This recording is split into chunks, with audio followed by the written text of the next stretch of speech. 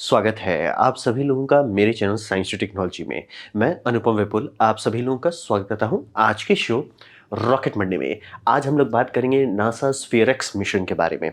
तो आइए इसे समझते हैं। तो ये है क्या स्फीयरएक्स? ये है spectrophotometer for history of the universe, epoch of reionization and ice exploration. पता नहीं क्या फूक रहे थे बट लिख दिया। ये बेसिकली प्रपोजल सबमिट किया गया था नासा को 19 दिसंबर 2024 को 2024 2014 को। और ऐसे नासा के पास प्रपोजल आता रहता है, नासा छांटता रहता है कि उसमें से किसको एक्चुअली आगे बढ़ाना है किसको नहीं बढ़ाना है। तो रहा बात कि एक बार रिजेक्ट हुआ, वो स्मॉल में जा रहे थे, स्मॉल में नहीं हुआ, फिर मीडियम में फिर से अप्लाई किए तो मीडियम क्लास एक्सप्लोरेशन मिशन का लिमिट के अंदर ये आ रहे हैं, उसको ये दे दिया गया। अब रहा बात नासा मिशन को क्लास में बांटा हुआ है, दो है, एक स्मॉल है एक मीडियम है और एक है फ्लैगशिप हो जाए। जैसे आपका जेम्स वेब टेलीस्कोप हो जाए और आपका आईएसएस हो जाए, ये सब फ्लैगशिप है, मतलब इसको कुछ भी होने पे कट नहीं किया जाएगा। लेकिन फिर बाकी पैसा कैसे बांटा जाएगा? तो बाकी पैसा को इसमें एक्सप्लोरेशन का क्लास बनाए जाते हैं कि सर हल्के में निपटाना है तो उसको स्मॉल वाले में डाल दो, थोड़ा सा मीडियम में करो, फ्लैगशिप है तो उसके लिए मतलब 10-20 साल के बाद प्लानिंग होती है। तो मीडियम क्लास का वो समझिए सब में वैसे ही पैरेलली चलता रहता है, नासा के पास आता है प्रपोजल, वो चेक करते रहता है।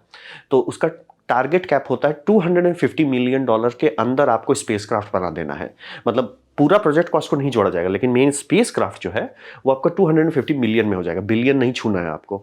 और उससे ज़्यादा जाएंगे कैंसिल भी किया जा सकता है, क्योंकि ये सब मतलब लो रिस्क रहता है, तो एक्चुअली कैंसिल कर देगा नासा कि आपका बजट बहुत भाग रहा है, सर बंद करो।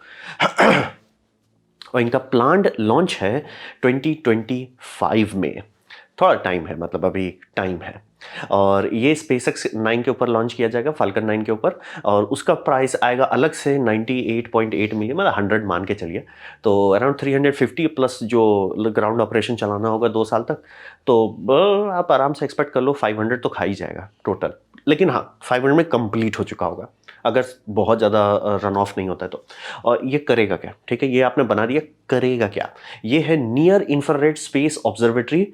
तो नियर इंफ्रारेड मतलब कि बहुत डीप नहीं जाता है, ठीक है, बड़ी बात नहीं है। लेकिन इसका ट्रिक, सेलिंग पॉइंट है कि ये ऑल स्काई सर्वे करता है, यानी कि पूरा सेलेस्टियल स्फीयर कवर कर लेता है। यानी कि अगर आप धरती से आसमान की तरफ देखें और हर डायरेक्शन में देखें, वो पूरा कवर कर लेगा। मतलब आप साउथ पोल पे जाइए, पूरा देख लिए, नॉर्थ पोल पे आइए, पूरा देखिए, वो जो एक स्फीयर बनेगा सेलेस्टियल स्फीयर, ये पूरा उसको करेगा। इसीलिए ऑल स्काई सर्वे, यानी कि सब कुछ करेगा। और ये उसका टेलीस्कोप का मिरर डिजाइन है, 3 मिरर्स है, टुई टुई टुई, 3 मिरर्स डिजाइन है। मतलब टेलीस्कोप बहुत बड़ा नहीं है, लेकिन फील्ड ऑफ व्यू बहुत है, और टारगेट तो पूरा स्काई पे ही किए हुए हैं कि हम कर लेंगे तो पूरा स्काई ही कवर कर डालेंगे।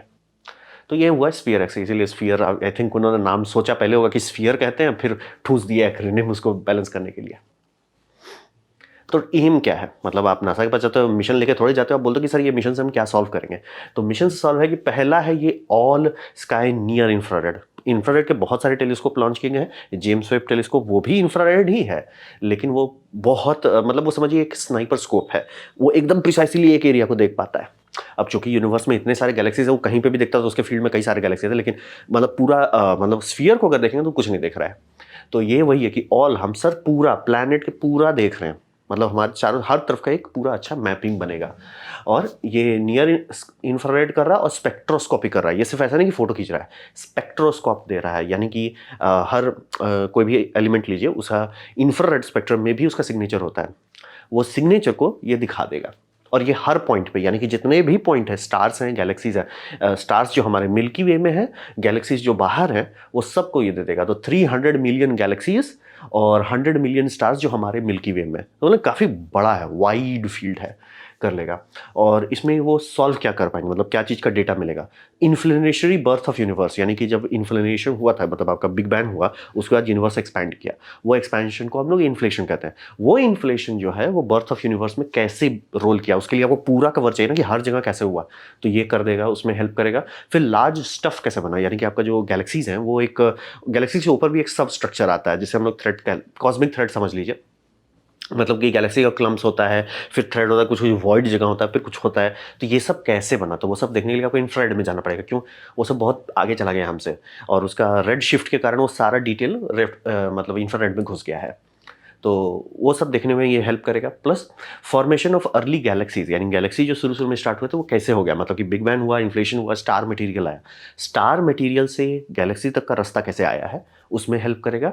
और ये बहुत सारे और टूल को भी हेल्प करेगा, यानी कि जेम्स वेब टेलीस्कोप इतना प्रिसाइज टूल है, जैसे मतलब आप कभी भी पिक्चर ढंग के पिक्चर में देखेंगे कि स्नाइपर कभी अकेले नहीं रहता है, वो यूजलेस रहेगा अगर अकेले गया तो। हमेशा उसके बगल में एक स्पॉटर रहता है जो एक वाइड एंगल से सब चीज़ देखता है, और स्नाइपर एक हमको तुम बोलो कहाँ जाना है, और स्पॉटर का काम रहता है भैया तुम इधर जाओ या इधर जाओ। तो ये टूल भी वैसा ही है कि और हाई रेजोल्यूशन, जैसे जेम्स वेब टेलीस्कोप को ही ले लीजिए, उसे फोकस कहाँ करना है ये कैसे बताइएगा, ये मिशन उसका काम कर लेता है कि सर हम पूरा एक सर्वे कर देते हैं और आपका जो हाई रेजोल्यूशन है, हाई मैग्निफिकेशन स्कोप्स है, उसको डालो सर, वो वहाँ देखो, ये सब इंपॉर्टेंट जगह है। मतलब ये स्पॉटर बन जाएगा उन सब मिशंस के लिए। और इसमें केमिस्ट्री लेवल पे काफ़ी इंपॉर्टेंट चीज़ है कि पानी कहाँ से आ गया।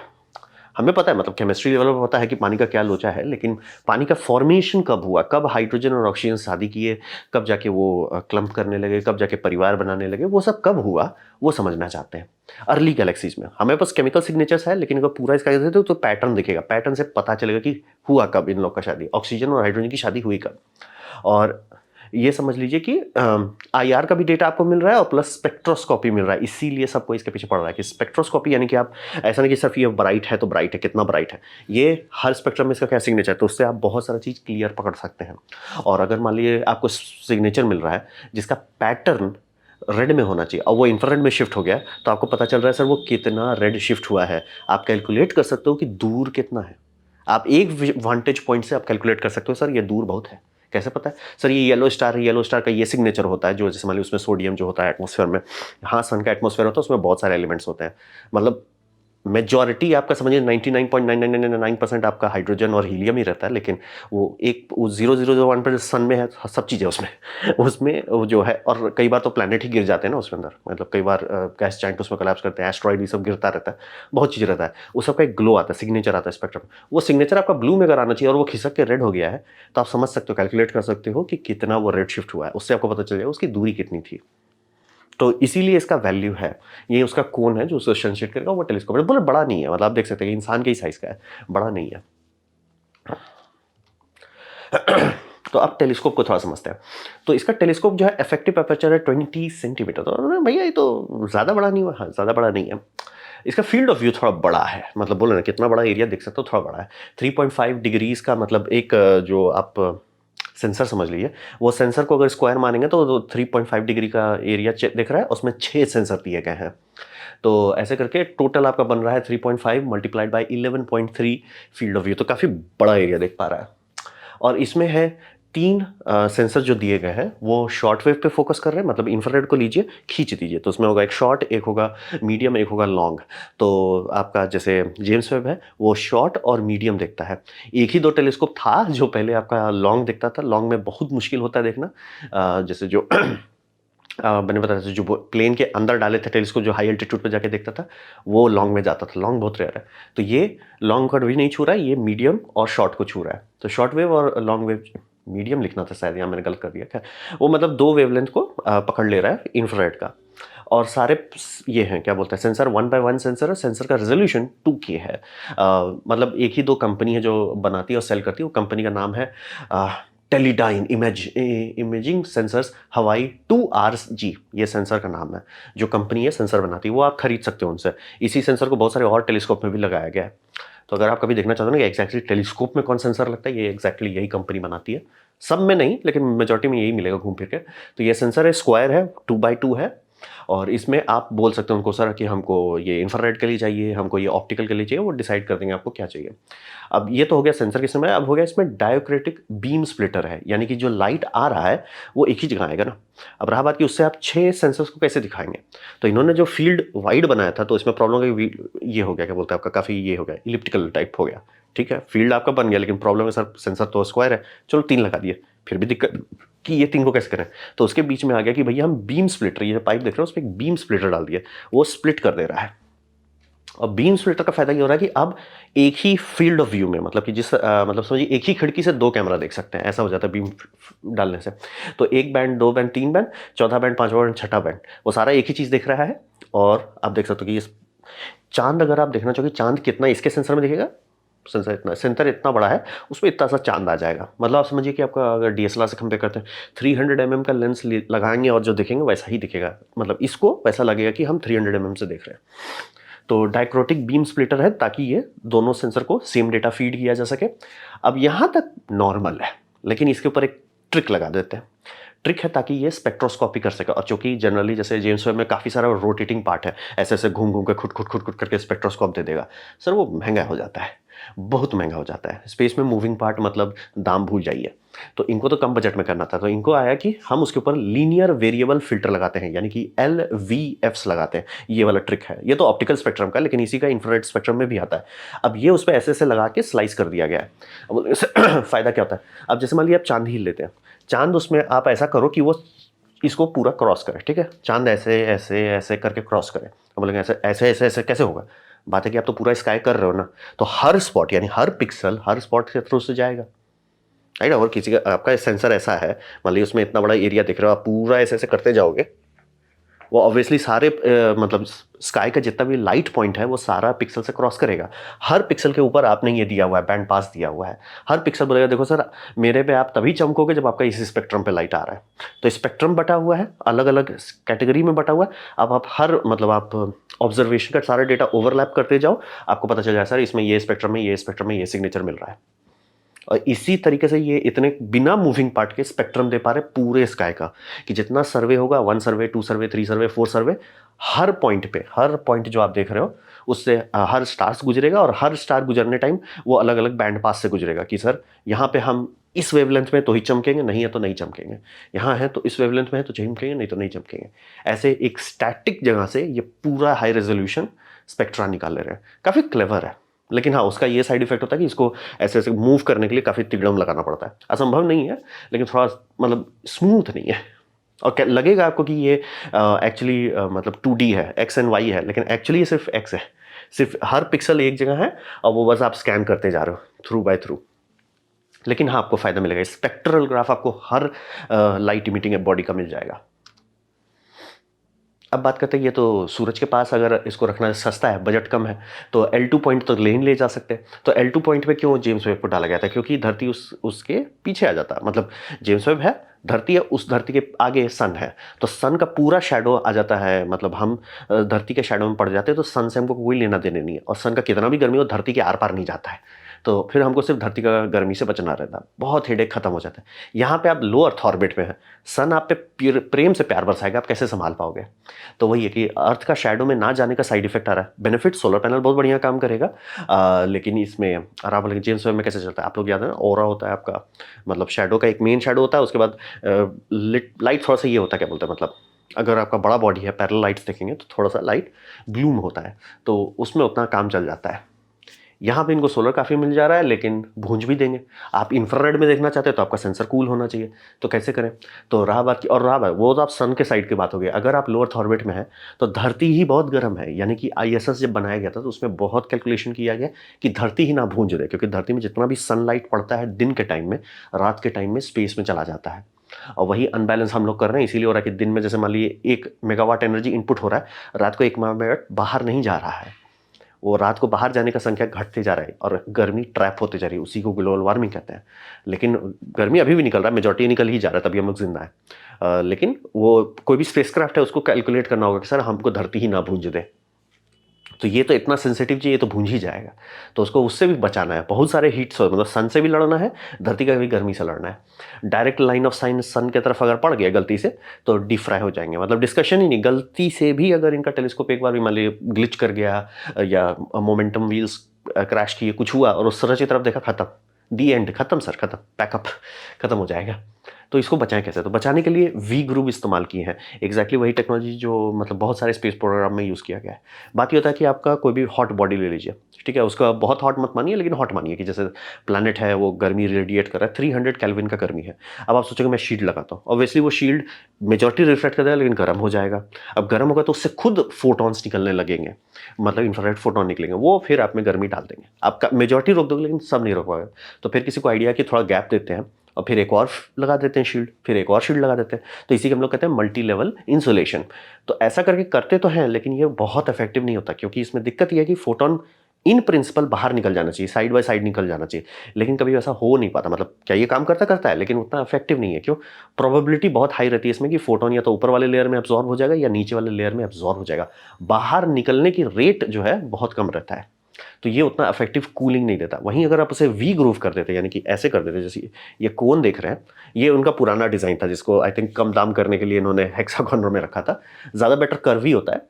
तो मिरर है और उसके बाद आप ऐसे एंगल पर रखते हैं और एक तो उससे भी ज़्यादा शार्प एंगल में रखते हैं, तो फोट आपका वार्म है, ये शील्ड मेजॉरिटी हीट रिजेक्ट कर दिया, लेकिन खुद गर्म हो ही जाएगा। थोड़ा सा भी जो रिफ्लेक्ट नहीं कर पा रहा है उसमें गर्म हो जाएगा। ये गर्म होगा, फोटोन रिलीज करेगा, फोटोन बाउंस करेगा, ऊपर वाला जो है वो भी रिफ्लेक्टिव है, लेकिन अगली बार जब रिफ्लेक्ट कर रहा है 3-4 रिफ्लेक्शन के अंदर वो बाहर निकल सकता है। यहाँ पे आप प्रोबेबिलिटी इतना बढ़ा दे रहे हो कि सारे फोटोन्स जो आप इमिट कर रहे हो वो एब्जॉर्ब की जगह बाहर निकल जाए। अब यहाँ 3 में आप जो इसमें 5 में कर पाते वो यहाँ 3 में ही हो जा रहा है। इसीलिए जेम्स वेब टेलीस्कोप का जो सनशील्ड है वो इतना तिगड़म वाला एंगल में इसीलिए रखा गया है। वो सारे का एंगल अगर आप परफेक्ट रखते हैं, बहुत कम शील्डिंग में आप बहुत लो टेम्परेचर जा सकते हैं। तो वी ग्रुप कूल, ये मतलब इसीलिए कोन जो इतना तिगड़म वाला कोन है और सब कोन का एंगल अलग अलग है, वो उसमें तिगड़म इसीलिए किया गया था ताकि फोटॉन्स एकदम प्रेम से बाहर निकल जाए, ना कि अंदर का टेलीस्कोप। मतलब एक समझिए एक बकेट है, उस बकेट के अंदर एक और छोटा बकेट है, उसके अंदर एक और छोटा बकेट है, उसके अंदर आपका टेलीस्कोप है। वही देख रहे हैं, ये मिरर एकदम पॉलिश्ड, एकदम चकाचक पॉलिश है। ये इंफ्रारेड में एकदम सारे फोटॉन्स इंफ्रारेड के सीधे बाहर निकाल देगा, निकाल लो बाहर, तुमको अंदर बाल्टी गर्म नहीं करना है। वही इसका बाल्टी हो गया। तो रहा बात कि हर चीज़ पैसिवली कूल होगा, क्योंकि आप ऑब्वियसली सारे फोटॉन्स को अगर रास्ता दे रहे हो तो एनर्जी नीचे घटने लगेगी। Energy can not be created not destroyed. आप एलईडी डाल के एनर्जी बना नहीं रहे हो तो एनर्जी घटने लगेगा, तो कितना नीचे तक चला जाएगा? आप -210 डिग्री सेल्सियस तक उतर जाओगे कुछ दिन के अंदर। तुरंत नहीं होगा क्योंकि फोटोन के माध्यम से एनर्जी निकालना थोड़ा स्लो होता है, लेकिन धीरे धीरे आप पहुंच जाओगे। मतलब आपने सैटेलाइट रखा, डे 1 ऑब्वियसली धरती से अभी आया है, गर्म रहेगा, बम बम रहेगा, लेकिन धीरे धीरे वो बोलेगा भाई हम 50 डिग्री सेल्सियस तक उतर गए। फिर थोड़ा और धीरे धीरे करते करते हम और थोड़ा नीचे उतर जाएंगे, फिर धीरे धीरे कुछ दिन में वो -210 डिग्री सेल्सियस पहुंच जाएगा। लेकिन इसमें ये फायदा है कि इसमें मूविंग पार्ट्स का कोई तिगड़म नहीं है, इसमें क्रायो कूलर नहीं है। जेम्स वेब का सबसे बड़ा तिगड़म वही है कि उसमें क्रायो कूलर है जो एक्टिवली उसे कूल करता है। बेनिफिट, बहुत लो टेम्परेचर चल जाता है, ऑलमोस्ट एब्सोल्यूट जीरो छू देते हैं, लेकिन मतलब इससे बहुत नीचे उतर जाता है। लेकिन वो साइड इफेक्ट है, मतलब कि वो जो गैस से हीलियम के साथ वो तिगड़म कर रहे हैं वो खत्म हो जाता है। यहाँ पे कोई टेंशन नहीं, कोई मूविंग पार्ट नहीं है, पार्ट्स भी कम है, दाम भी कम है, और ये काफ़ी ठंडा हो जाता है। और जितना जिस इंफ्रारेड में ये देखना चाहते हैं उतना ठंडा काफ़ी है। मतलब एक्चुअली ये ज़रूरत से ज़्यादा ठंडा कर रहा है, उनको टेंशन नहीं है। सेंसर काम करता रहेगा एकदम एब्सोल्यूट जीरो तक, तो उनको टेंशन नहीं है। ठीक है, ठंडा कर रहे हो, ज़्यादा करो, कोई दिक्कत नहीं। तो शील्डिंग से ये टेम्परेचर मेंटेन रख रहे हैं, इसीलिए ये वी ग्रुप वाली शील्डिंग की गई है। अब थोड़ा इसका डिटेल समझ लेते हैं। तो ये समझिए कि 30 दिन लगेगा, मतलब रफली टारगेट माना गया कि लॉन्च किंग टेलीमेट्री आएगा, उसके बाद 30 दिन इसको दिया जाएगा भैया सारे टेस्टिंग वेस्टिंग करते हुए कि तुम ठंडा हो जाओ। 30 दिन में ये ठंडा हो जाना चाहिए, मतलब जब तक कुछ बिगड़ता नहीं है तो 30 दिन में हो जाना चाहिए।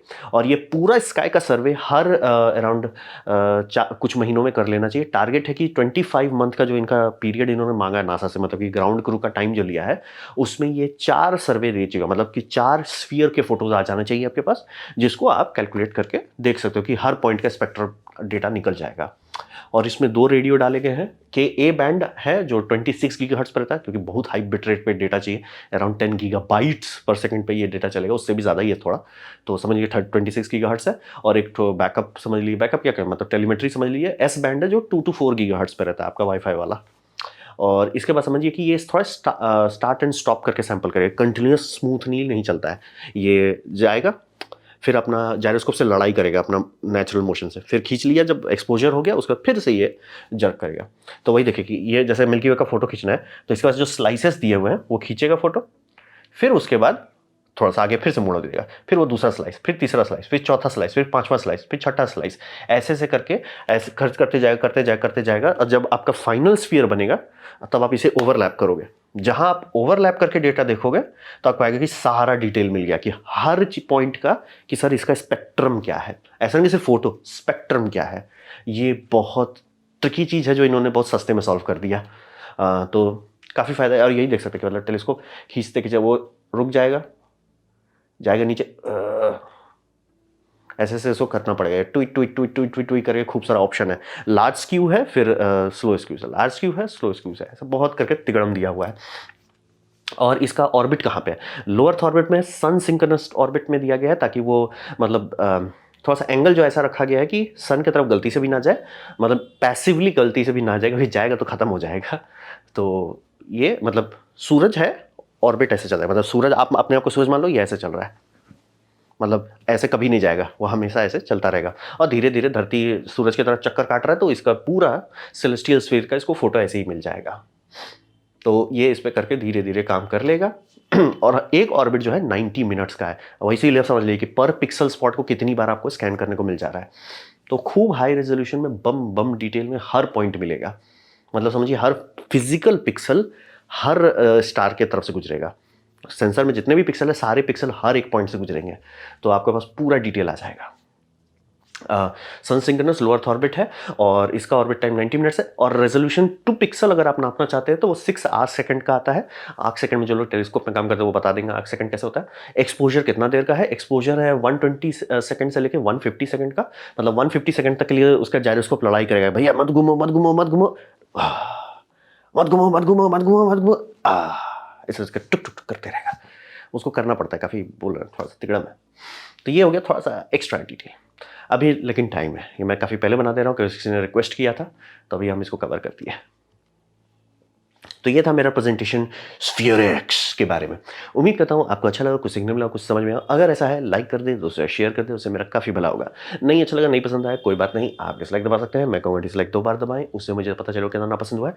मैं आपसे कहूँगा कॉमेंट लेके मैं हर कमेंट को पढ़ने की कोशिश करता हूँ। आपसे कहूँगा सब्सक्राइब कीजिए, बेल दबाइए, आप फ्री हैं तो। आपने वीडियो देखा, जानकर मुझे बहुत खुशी हुई। धन्यवाद।